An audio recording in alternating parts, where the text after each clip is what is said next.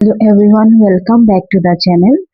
आज हम लोग हमारे हार्मनी बुक की unit 4 the martyr's corner by R K Narayan story पढ़ेंगे। तो पहले अबाउट द ऑथर देख लेते हैं। ऋषिपुरम कृष्ण स्वामी नारायण, जो पॉपुलरली आर के नारायण के नाम से जाने जाते हैं, वो इंडियन राइटिंग इन इंग्लिश के डोयन बड़े महान राइटर थे। उनकी active writing career more than half a century, आधी से ज्यादा सदी तक चली। इस दौरान उन्होंने बहुत सारे novels, short story collections, non fiction books लिखे और इंडियन एपिक्स के ट्रांसलेशन भी किए। उनके नॉवेल्स और स्टोरीज के अलावा लोग उन्हें सबसे ज्यादा मालगुडी के लिए याद करते हैं। मालगुडी एक फिक्शनल साउथ इंडियन टाउन है जो उनके ज्यादातर काम का सेटिंग होता है, जैसे एक इमेजिनरी छोटा शहर जहां उनकी सारी स्टोरीज घूमती है। ये present story the martyr's corner उनकी कलेक्शन लोले रोड एंड अदर स्टोरीज 1956 से ली गई है। फर्स्ट पैरा, ये स्टोरी एक आदमी की बात कर रही है जो मार्केट रोड के टर्निंग पर केमिस्ट की शॉप वाली गली में अपना छोटा सा एस्टेब्लिशमेंट रखता था। लेकिन ऑथर बोलते हैं कि अगर किसी को एस्टेब्लिशमेंट वर्ड पसंद नहीं है तो वो बोल सकते हैं, क्योंकि असल में ये कुछ खास नहीं था, सिर्फ vision spun out of the air जैसा एक टेम्पररी सेटअप था। राइटर बोलते हैं कि at 8 you would not see him, मतलब रात के 8 बजे भी हम लोग उसको नहीं देख पाते थे और 10 बजे भी वो ऑलरेडी वहां से चला जाता था। सिर्फ 8 से 10 के बीच में वो आता था, अपना माल बेचता था और चला जाता था। जो लोग उसको देखते थे वो कहते थे, लकी फेलो, इसने दिन भर में सिर्फ 1 घंटे के लिए काम किया और वो पॉकेट्स 10 रुपीज, जो ग्रेजुएट्स भी नहीं कमा पाते, महीने में 300 रुपीज। ये सुनकर वो बहुत इरिटेट हो जाता था और बोलता था, ये लोग ग्लिब रिमार्क्स करते हैं, उनको ये नहीं दिखाई देता कि मैं ओवन के सामने बैठकर प्रैक्टिकली पूरा दिन फ्राइंग ऑल दिस, मतलब सारी चीजों को फ्राई करता था। वो सुबह उठ जाता था जब पड़ोस वाले घर में मुर्गी की आवाज आती थी। कभी कभी मुर्गा 3 बजे सुबह ही उठ जाता था और जोर से श्रिक करता था। रामा सोचता था, why has the cock lost its normalcy, लेकिन ये उसके लिए इम्पोर्टेंट सिग्नल था जो मिस नहीं कर सकता था। चाहे 3 बजे हो या 4 बजे, उसके लिए सब सेम था। उसे तुरंत उठना पड़ता था और अपना दिन शुरू करना पड़ता था। ये उसकी डेली स्ट्रगल को दिखाता है कि लोग उसको सिर्फ 2 घंटे का काम समझते हैं, लेकिन असल में वो सुबह बहुत जल्दी उठकर ओवन के पास बैठकर पूरा टाइम मेहनत करता था।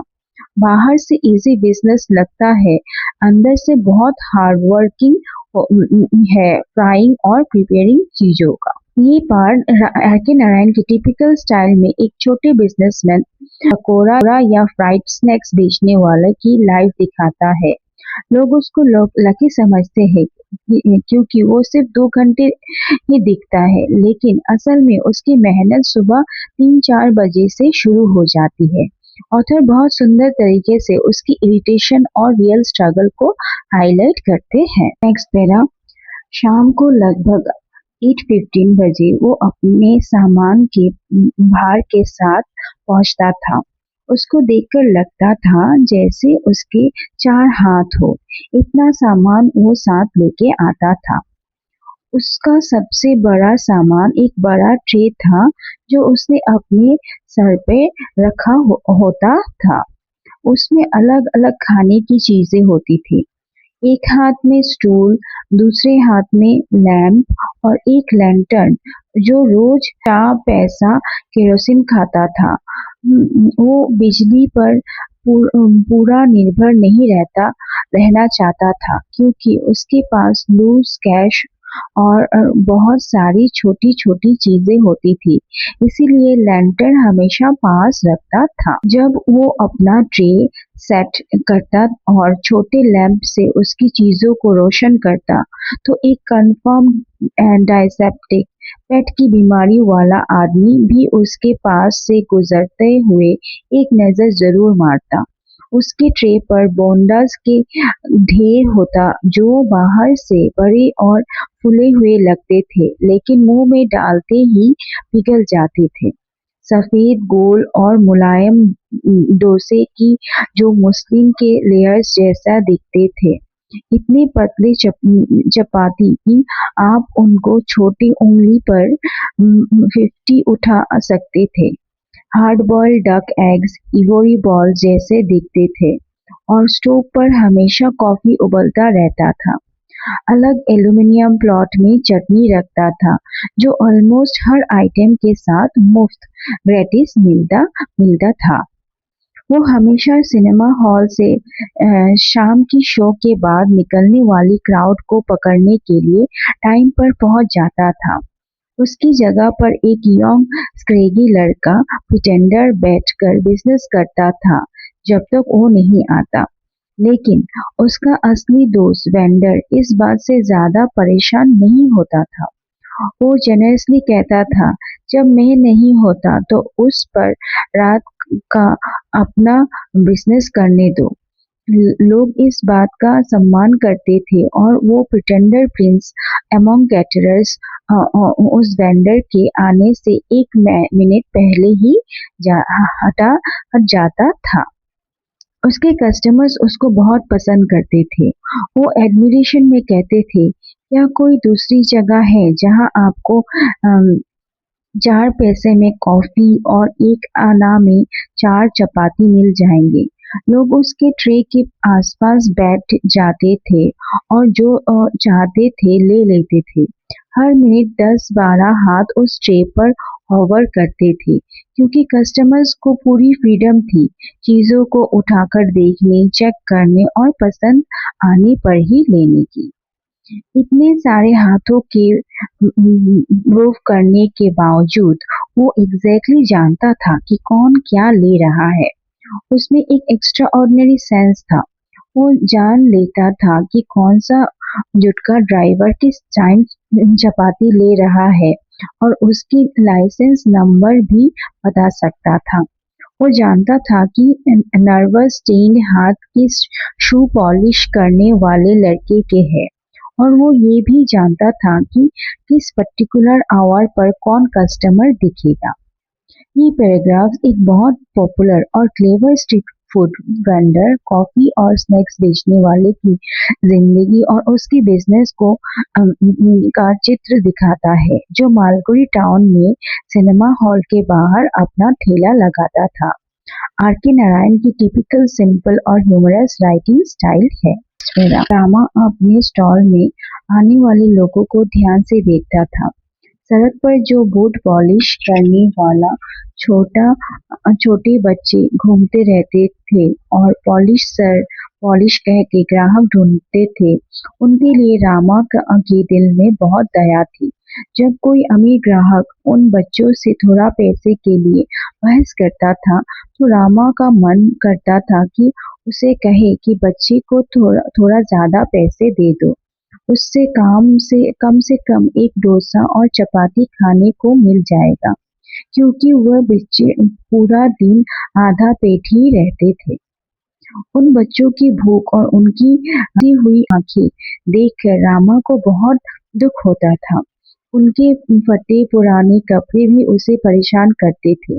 जब वे बेचारे अपना काम छोड़कर उसके पास आते थे, तो रामा उन पर और भी तरस आता था। लेकिन रामा कोई चैरिटी या दान का काम नहीं चला सकता था, इसीलिए वो उन्हें कॉफी की निर्धारित मात्रा ही देता था, लेकिन उन्हें जितनी देर चाहे ग्लास पकड़ कर बैठने की अनुमति देता था। एक अंधा भिखारी जो बड़े होटल के सामने पूरा दिन भीख मांगता था, शाम को अपनी कमाई का कुछ हिस्सा लेकर रामा के पास आता था और कुछ खाने पीने की मांग करता था। इसी तरह घास बेचने वाली औरतें भी आती थी। रामा को औरतों को सर्व करना पसंद नहीं था क्योंकि उनकी तेज और ऊंची आवाज उससे परेशान करती थी। घास बेचने वाली औरतें अपना सारा घास बेचकर रामा के पास आती थी। एक लंगड़ा आदमी भी रोज शाम को मिक्स्ड स्नैक्स का पैकेट खरीदता था और उसे सड़क के दूसरी तरफ पेड़ के नीचे खड़ी एक औरत के लिए ले जाता था, जो देखने में बेश्या जैसी लगती थी। इस इलाके के लोग जो भी छोटे-मोटे काम करके पैसे कमाते थे, आखिरकार उनमें से बहुत सारा पैसा रामा के होटल में ही खर्च होता था। दिन के अंत में रामा सारे पैसे एक छोटे कपड़े की थैली में रखता था, जो उसकी गर्दन से लटका रहता था और शर्ट के अंदर छुपा होता था। रात को थिएटर का शो शुरू होने के बाद वो पैसा लेकर घर चला जाता था। रामा बाजार के पीछे वाली दूसरी गली में रहता था। जब वो घर पहुंचता तो उसकी पत्नी दरवाजा खोलती। घर में जलते तेल की खुशबू फैली रहती थी।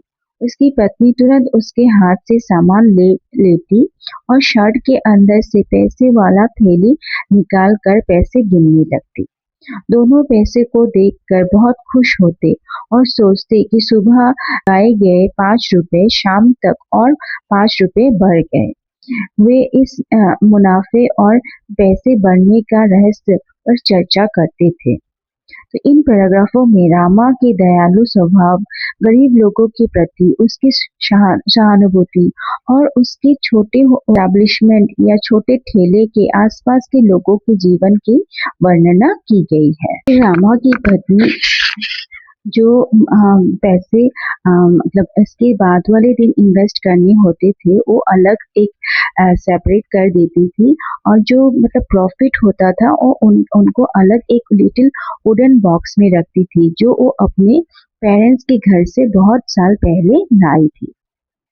Next para. डिनर के बाद रामा पान और तंबाकू खा के अपने घर के बाहर बने प्लेटफॉर्म पर सो जाता था। सपने में उसे लगता था कि ट्रैफिक पुलिस और हेल्थ इंस्पेक्टर उसे वहां से हटा रहे हैं और कह रहे हैं कि उसका फूड लोगों में डिजीज फैला रहा है। लेकिन रियल लाइफ में कोई भी उससे ज्यादा परेशान नहीं करता था।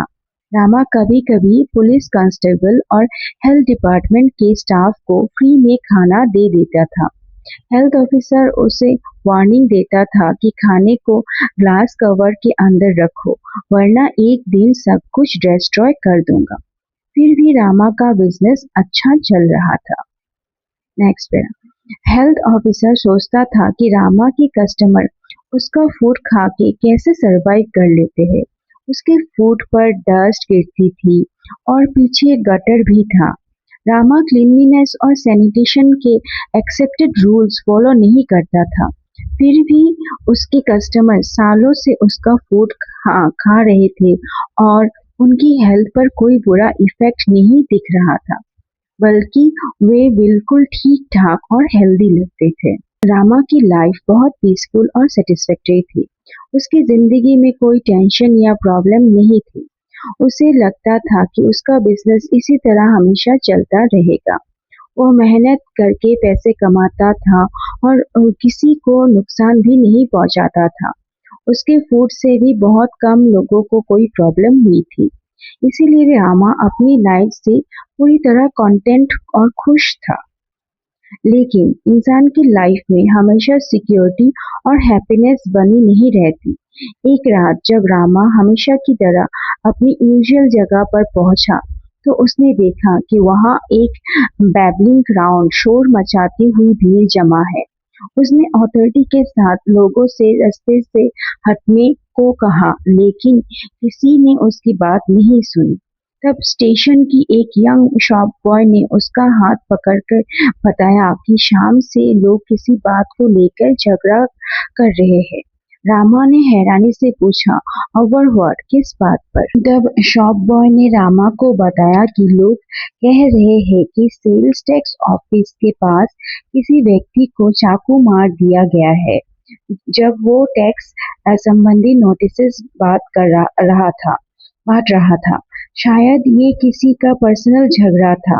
लड़के ने कहा कि जो लोग लड़ना चाहते हैं उन्हें लड़ने दो।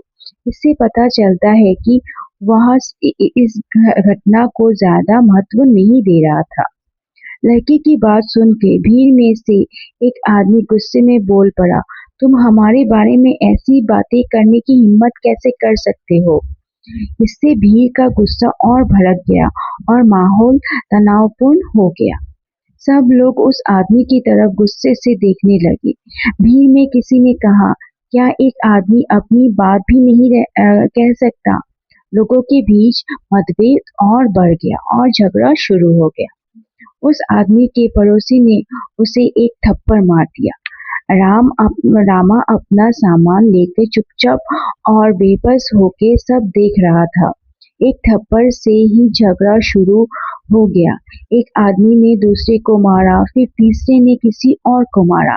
धीरे धीरे पूरी भीड़ लड़ाई में बदल गई। भीड़ के एक ग्रुप ने चिल्ला के कहा, जैसे हमने पहले ही सोचा था, ये सब हमें हमें दबाने के लिए पहले से प्लान किया गया था। लोग बिना सच्चाई जाने एक दूसरे पर आरोप लगाते शुरू कर दिए और सिचुएशन और भी ज्यादा खराब हो गई।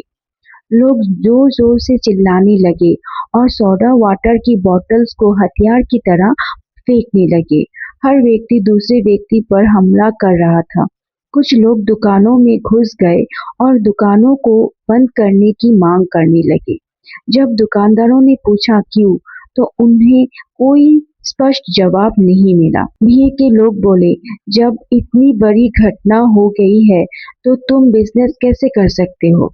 इस तरह लोगों ने दुकानों को जबरदस्ती बंद करने की कोशिश की।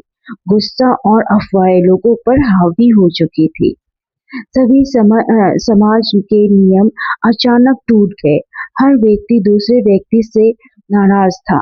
सिर्फ एक घंटे में पूरा इलाका रणभूमि में बैटलफील्ड जैसा लगने लगा। पुलिस आई, लेकिन सिचुएशन और बिगड़ गई क्योंकि अब पुलिस से भी भिड़ने लगे।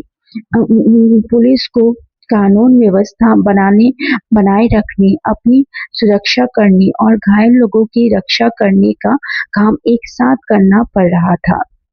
जो दुकानें बंद नहीं हुई उन्हें लूट लिया गया। सिनेमा हॉल से जो लोग बाहर निकल कर दंगे में शामिल हो गए। कुछ लोग चाकू लेकर दौड़ रहे थे। कई लोग खून से लथपथ थे और दर्द से चिल्ला रहे थे। एम्बुलेंस गाड़ियां इधर-उधर दौड़ रही थी। पुलिस ने पहले लाठीचार्ज किया, फिर टीयर गैस छोड़ी और अंत में गोली चलानी पड़ी। बहुत लोग मारे गए।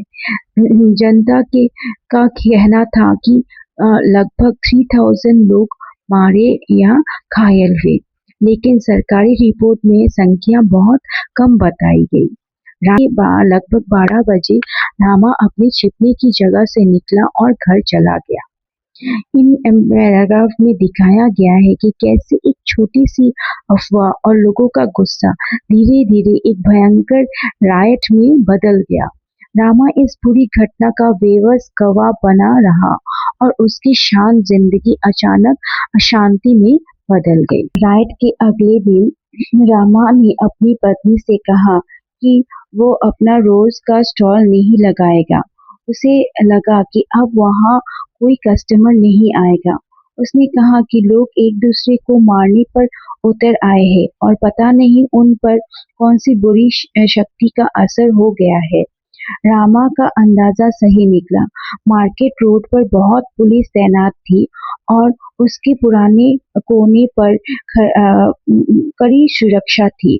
पुलिस ने उससे किसी दूसरी जगह पर स्टॉल लगाने को कहा। लगभग 10 दिन बाद सिचुएशन सामान्य हो गई। अखबारों में पुलिस फायरिंग, जांच, इंक्वायरी और सुरक्षा के उपायों को लेकर बहुत चर्चा हो रही थी। रामा भी इन सब खबरों को सुनता था। जब वो अपनी पुरानी जगह पर वापस स्टॉल लगाने गया, तब कुछ नौजवान जो बैजेस पहने हुए थे, उसके पास आए और बोले, तुम यहाँ अपनी दुकान नहीं लगा सकते। रामा हैरान होकर विनम्रता से पूछता है, व्हाई नॉट सर, क्यों नहीं सर? उससे समझ नहीं आ रहा था कि उसे अपनी पुरानी जगह पर बैठने से क्यों रोका जा रहा है। नौजवानों ने बताया कि ये एक हॉली स्पॉट, पवित्र स्थल बन चुका है। उनके नेता की मौत इसी जगह हुई थी जब पुलिस ने फायरिंग की थी। वे लोग वहां एक मॉन्यूमेंट, स्मारक बनाना चाहते थे। म्युनिसिपैलिटी ने भी उस कोने को उनके हवाले कर दिया था। इसीलिए रामा को वहां से हटना पड़ेगा। जल्दी ही उस जगह को कॉर्डन ऑफ घेर कर सुरक्षित कर दिया गया।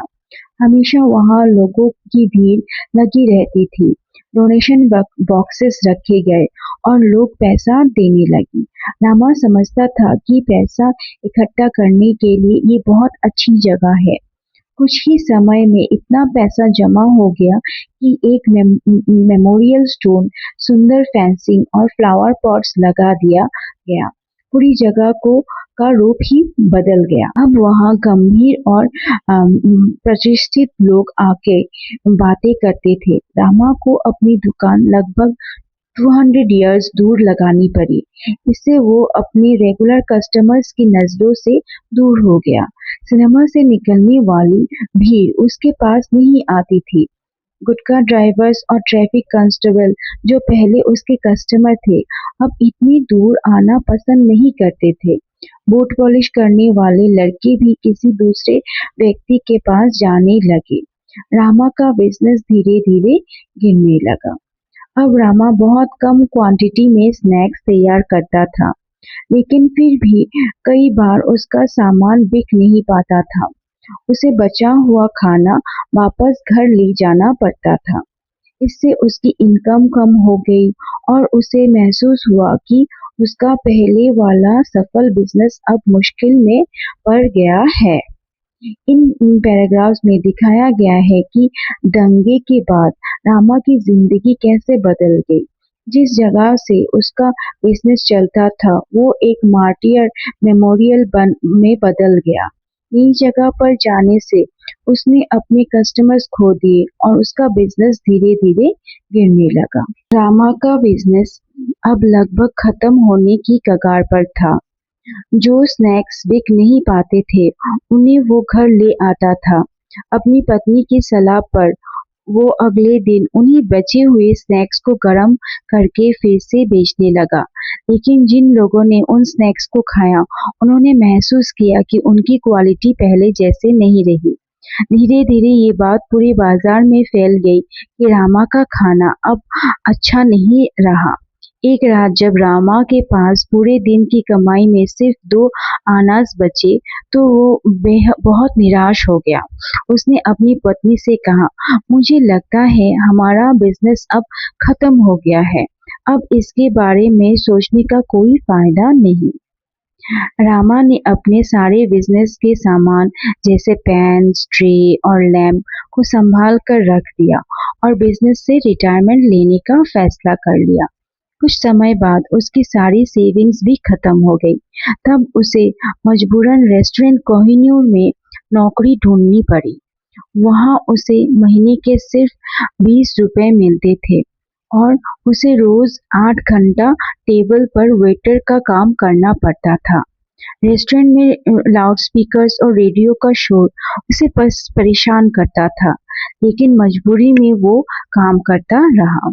जब कोई कस्टमर उसे बदतमीजी से बात करता, तो वो शांति से कहता, आराम से भाई, मैं भी कभी अपना होटल चलाता था। अपने पुराने सफल दिनों को याद करके उसे थोड़ी तसल्ली और संतुष्टि मिलती थी। इसमें रामा के बिजनेस का डिक्लाइन और उसके संघर्ष भरे नए जीवन का वर्णन किया है। एक समय में सफल होटल ओनर या स्टॉल ओनर लास्ट में एक रेस्टोरेंट में वेटर बनने पर मजबूर हो जाता है। ये दिखाता है कि किस्मत और परिस्थितियां इंसान की जिंदगी को कितना बदल सकती है। स्टोरी का समरी एक बार पढ़ लेते हैं। तो द मार्टियर्स कॉर्नर एक शॉर्ट स्टोरी है जो एक फूड वेंडर रामा के फ्लरिशिंग बिजनेस और जो पॉलिटिकल राइट जो उसके बिजनेस पर जो बुरा असर डालती है उसको रिप्रेजेंट करती है। कहानी की शुरुआत रामा के एस्टेब्लिशमेंट यानी उसके अस्थाई स्टॉल से होती है। वो मार्केट रोड के एक इम्पोर्टेंट कॉर्नर पर शाम 8 से 10 बजे तक अपना स्टॉल लगाता था। वो स्नैक्स बेचता है और फिर चला जाता है। इससे उसको महीने में 300 रुपीज की अच्छी कमाई हो जाती है, जो उस समय के हिसाब से बहुत अच्छी रकम थी। लोग कभी-कभी उसकी कमाई को देख के बोलते थे, मतलब थोड़ा टिप्पणी करते थे, लेकिन वो ये भी नहीं देख पाते थे कि रामा दिन भर कितनी मेहनत करता है। शाम 8:15 बजे वो बहुत सारा सामान लेके आता है, इतना कि लगता है जैसे उसके 4 हाथ हो गए हो।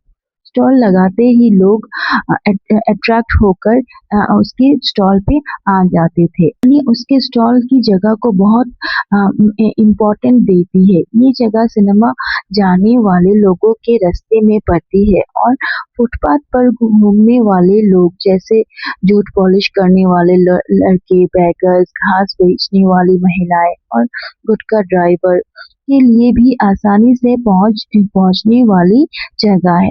शाम को उस इलाके के सारे कमाने वाले लोग रामा के पास आकर कुछ न कुछ खरीदते हैं। रामा सस्ते दामों पर खाना बेचता है। ग्राहक उससे खुश रहते हैं क्योंकि वो सस्ता और स्वादिष्ट खाना देता है। हालांकि वो हाइजीन के नियम की पूरी तरह पालन नहीं करता, लेकिन लोग फिर भी उसके खाने को पसंद करते हैं। रामा बहुत ही क्लेवर है। वो पुलिस वालों और हेल्थ ऑफिसर्स को कभी-कभी अपने स्नैक्स के पैकेट देकर मैनेज कर लेता है। इस तरह वो अपनी पत्नी के साथ सुखी और संतुष्ट जीवन जीता है। लेकिन कहानी में मोड़ आता है। एक शाम रामा अपने स्टॉल पर पहुंचता है तो देखता है कि दो फैक्शंस के बीच लड़ाई छिड़ी हुई है। ये पॉलिटिकल लड़ाई जल्दी ही राइट में बदल जाती है। लोग चाकू निकाल लेते हैं, सोडा के बोतल मिसाइल की तरह फेंकते हैं, दुकानों की लूटपाट होती है। पुलिस पहले तो काबू करने की कोशिश करती है, लेकिन बाद में गोली चलाती है, जिसमें कई लोग घायल या मारे जाते हैं। अगले दिन रामा अपना स्टॉल थोड़ी दूर लगाता है। कुछ समय बाद कुछ युवक उसे अपना स्टॉल लगाने से रोक देते हैं। वे कहते हैं कि इस जगह उनके नेता की याद में मार्टियर्स कॉर्नर शहीदों का कोना बनाने के लिए म्युनिसिपैलिटी ने उनको परमिशन दे दिया है। रामा को अपना स्टॉल 200 यार्ड्स दूर शिफ्ट करना पड़ता है। उसके जो रेगुलर कस्टमर्स वो कम हो जाते हैं और कमाई उसकी घटने लगती है। आखिरकार एक रात वो अपनी पत्नी से कहता है कि अब उसका बिजनेस खत्म हो गया है। अंत में रामा एक रेस्टोरेंट में वेटर की नौकरी करता है। कभी-कभी वो पुराने दिन को याद करता है जब वो खुद को एक अपनी होटल का मालिक होता था। तो इस छोटी सी कहानी से हम लोग को ये थीम मिल रही है कि छोटे शहर